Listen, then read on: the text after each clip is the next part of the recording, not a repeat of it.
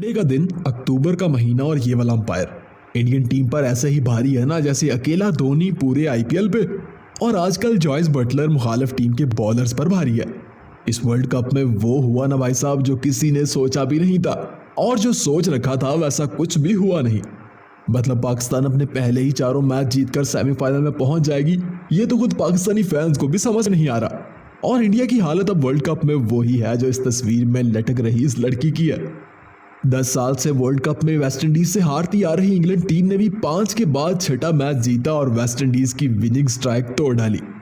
पाकिस्तान ने भी 25 साल से दीमक की तरह अपने ऊपर लगे हुए दाग को धो डाला और 12 मैचेस हारने के बाद एक जीतकर विनिंग स्ट्राइक तोड़ दी। अब बारी इंडिया की थी, क्योंकि 2003 के बाद इंडिया ने न्यूजीलैंड से और 2008 के बाद विराट ने विलियमसन से कोई वर्ल्ड कप मैच नहीं जीता था। उम्मीद तो थी कि इस बार न्यूजीलैंड से इंडिया और विलियम से विराट जरूर बाजी मार लेंगे, मगर आगे की स्टोरी बहुत दर्दनाक है भाई साहब। क्योंकि फिर आया 31 अक्टूबर का वो दिन जो कहने को तो संडे था, मगर इंडियन फैंस के लिए सिर्फ नाम का ही संडे था। क्योंकि सारा दिन टेंशन में प्रेडिक्शन सुनते सुनते 6 बजे और टॉस की बारी आई। वैसे मेरे ख्याल में विराट को नेट में बैटिंग प्रैक्टिस की नहीं बल्कि टॉस प्रैक्टिस की जरूरत है, क्योंकि बल्ला तो इनका चले या ना चले, मगर टॉस में इनका सिक्का हमेशा उल्टा ही गिरता है। अरे इतनी खराब किस्मत तो 2016 के वर्ल्ड कप फाइनल में बेन स्टोक की नहीं थी जितनी आजकल विराट की चल रही है। 2021 में विराट ने 48 टी20 मैचेस का टॉस उछाला और सिक्का सिर्फ 18 बार ही इनके हक में गिरा, मतलब 30 बार टॉस हारे हैं। वैसे विराट अभी भी टॉस हारने में दूसरे नंबर पे है, क्योंकि पहले नंबर पे West Indian allrounder Carlos Brathwaite है जो 30 में से 20 बार टॉस हार चुके हैं। खैर टॉस पाकिस्तान और न्यूजीलैंड के खिलाफ भी विराट नहीं हारी और दोनों बार इंडियन टीम को पहले बैटिंग करना पड़ी। यूएई की इन विकेट्स पर पहले बैटिंग का नाम सुनकर खिलाड़ी ऐसे ही घबरा जाते हैं जैसे बचपन में हम बिना होमवर्क के स्कूल जाते हुए घबराते थे। पाकिस्तान के खिलाफ इंडियन ओपनर ऐसे ही वापस लौटे जैसे ओवर ईटिंग के बाद हम बेड पर वापस लौटते हैं। लेकिन न्यूजीलैंड के खिलाफ इंडियन ओपनर जोड़ी में थोड़ी सी गड़बड़ हुई और केएल राहुल को साथ मिला ईशान किशन का। दोनों ने मिलकर 11 स्कोर भी बना लिए, मगर इन 11 को ईशान किशन के विकेट ने 111 किया और चलते बने। भाई कहते हैं कि रोहित शर्मा को अगर चांस मिले ना तो वो रिकॉर्ड ही जड़ते हैं। इस बार तो चांस भी मिला और वो भी पहली ही गेम पर, मगर ना तो रोहित और ना ही विराट कोहली कुछ कर पाए। इंडियन बल्लेबाजों की हवा में खेली गई कोई भी शॉट ना तो गैप में गई और ना ही बाउंड्री से बाहर, बल्कि विलियम और बाबर की हर चाल को इंडियन टीम ने परफेक्ट साबित किया। फिर एक वक्त ऐसा भी आया जब इंडियन टीम की इज्जत धोनी को गुरु मानने वाले ऋषभ पंत के हाथ में गई, तो सबका ख्याल था कि धोनी की तरह वो भी टीम को मुश्किल सिचुएशन से निकाल लेंगे। मगर ऋषभ पंत के विकेट के साथ वो उम्मीद तो टूटी, साथ ही हमारी 150 के टारगेट वाली उम्मीद भी टूट गई। हार्दिक पांड्या के विकेट के साथ टारगेट 150 से कम करके हमने 130 का सोच लिया था, मगर स्कोर बना सिर्फ 110। भाई अब तो इंडिया में पेट्रोल भी 114 का लीटर मिलता है, 110 से क्या होता है भाई साहब। खैर बॉलिंग में भी हालत कुछ ऐसी ही थी। 2 मैचेस में इंडिया सिर्फ 2 ही विकेट ले पाई और वो भी बुमराह ने ही लिए, मतलब बाकी के बॉलर्स को वो भी नसीब नहीं हुई। वैसे न्यूजीलैंड के खिलाफ इंडिया को एक नहीं बल्कि 2 चैलेंजेस का सामना था। एक तो न्यूजीलैंड की विनिंग स्ट्रीक को तोड़ना और दूसरा इस अंपायर के अंडर मैच विन करना, क्योंकि जब जब भी इंडियन टीम नॉकआउट स्टेज से मैच हारी है ना, इस बंदे का पूरा हाथ रहा है उसमें।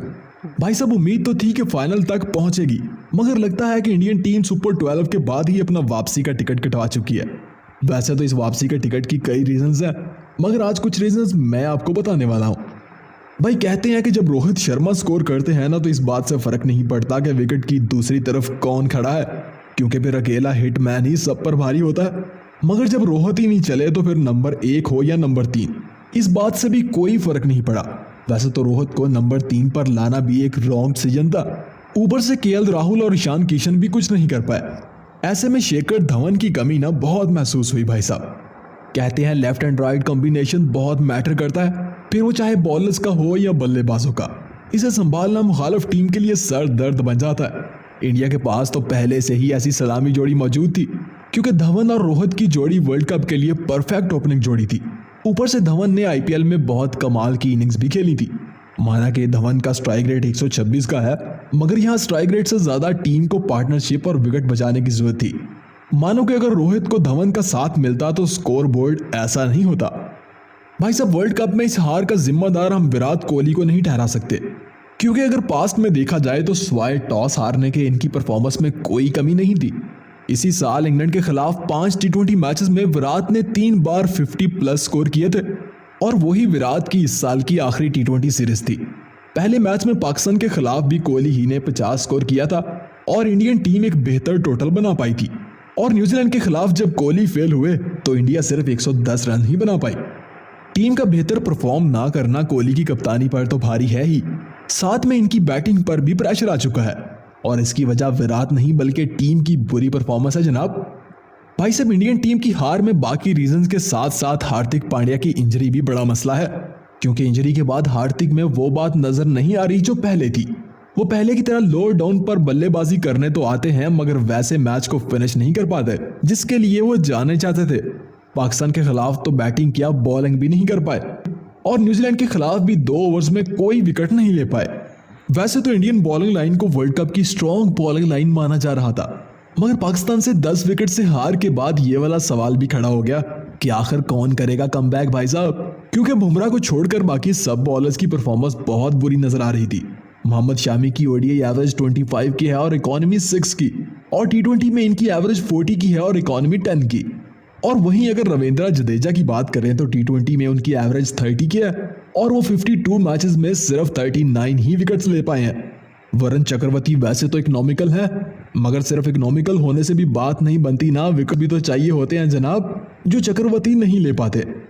वहीं अगर बात चहल की करें तो इनकी इकोनॉमी और एवरेज इन सब से बेहतर है, या फिर कुलदीप यादव जिनकी एवरेज 14 की है और इकोनॉमी सिर्फ 7 की।